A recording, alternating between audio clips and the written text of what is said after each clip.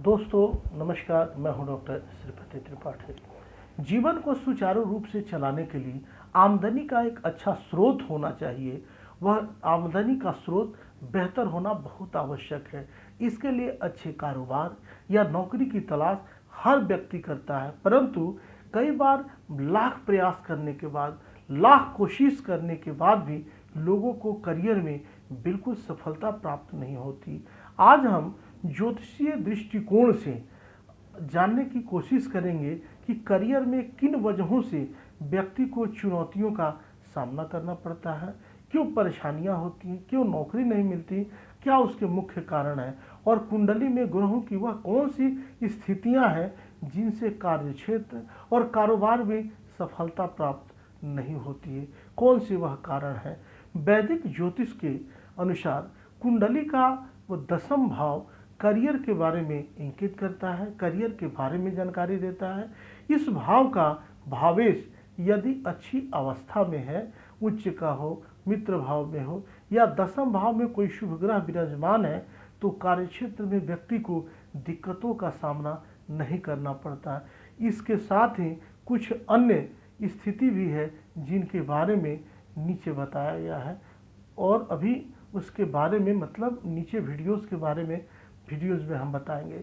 लग्न का स्वामी यदि उच्च अवस्था में या अपनी राशि में दसम भाव में विराजमान हो तो करियर को लेकर चिंताएं जातक को नहीं करनी पड़ती। ऐसे जातकों को ज़्यादातर मनचाही नौकरी मिलती है और आर्थिक समस्याओं का सामना भी नहीं करना पड़ता।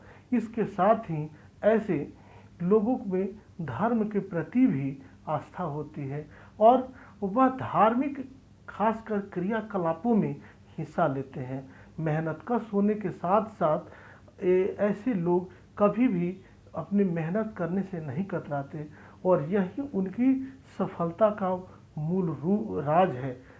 दसम भाव में सूर्य और मंगल यदि विराजमान हो तो कार्य क्षेत्र में व्यक्ति को सम्मान प्राप्त होता है।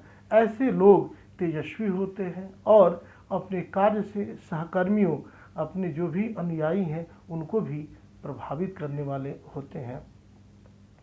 दसम भाव में सूर्य और मंगल को दिशा बल प्राप्त होता है, इसलिए जिन जातकों की कुंडली में यह दोनों ग्रह या इनमें से कोई एक भी दसम भाव में विराजमान हो तो ऐसे लोगों को करियर में ऊंचाई तक पहुंचने में देर नहीं लगती। हालांकि यह ग्रह शत्रु राशि या नीच राशिगत होकर दसम भाव में हो तो शुभ फल में कमी आ सकती है, उसमें थोड़ी न्यूनता देखने को मिलती है। यदि कुंडली के दसम भाव में कोई शुभ ग्रह हो तो व्यक्ति अच्छे कार्य या व्यवसाय करके नाम अपना रोशन करता है और धन अर्जित करता है। दसम भाव में राहु, केतु और शनि का विराजमान होता बहुत ही शुभ माना जाता है। दसम स्थान में राहु होने से राजनीति और नेतृत्व क्षमता करने में वृद्धि होती है।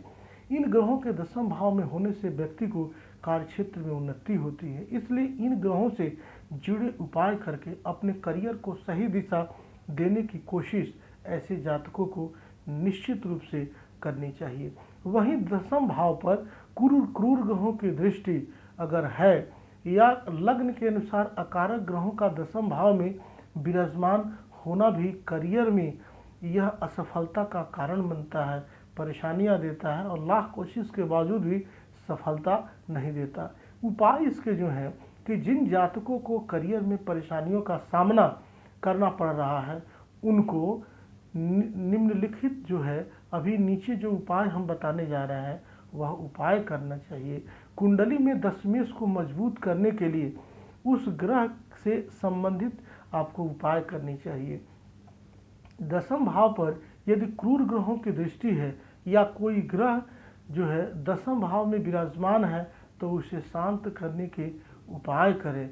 खासकर ध्यान देना है कि कुंडली के अध्ययन से हमें यह भी पता चलता है कि कौन सा कार्य या व्यवसाय आपको लाभ पहुंचाएगा।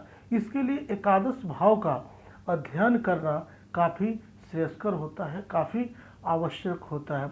आइए जानते हैं कि एकादश भाव से क्या जानकारी आपको मिलती है। एकादश भाव का स्वामी यदि केंद्र या त्रिकोण में मजबूत में हो तो उस ग्रह से संबंधित व्यापार या कार्य से लाभ मिलता है। उदाहरण के लिए यदि बृहस्पति एकादशीश होकर केंद्र में विराजमान है तो शिक्षा का जो क्षेत्र है या धार्मिक कार्य जो है या व्यापार आदि जैसे कार्य से व्यक्ति को लाभ प्राप्त हो सकता है। तो आपको देखना है कि एकादशीश कौन है या एकादशस्थ कौन है। एकादशीश जिस ग्रह से युति बनाता है उस ग्रह से संबंधित वस्तुओं से भी व्यक्ति को लाभ मिलने की पूरी संभावना होती है। खासकर आपको बता दें कि आपको भी यदि कार्यक्षेत्र में यदि कोई परेशानियों का सामना करना पड़ रहा है, कष्ट बने हुए हैं, उन्नति नहीं मिल पा रही है, तो अपने कुंडली के अध्ययन से आप इसका हल निकालने की आप कोशिश कर सकते हैं, आप इसका लाभ ले सकते हैं। आप सब यूं ही बने रहें, मिलते हैं अगले वीडियोस में, तब तक के लिए दीजिए मुझे इजाज़त। नमस्कार, जय माता दी, वंदे मातरम।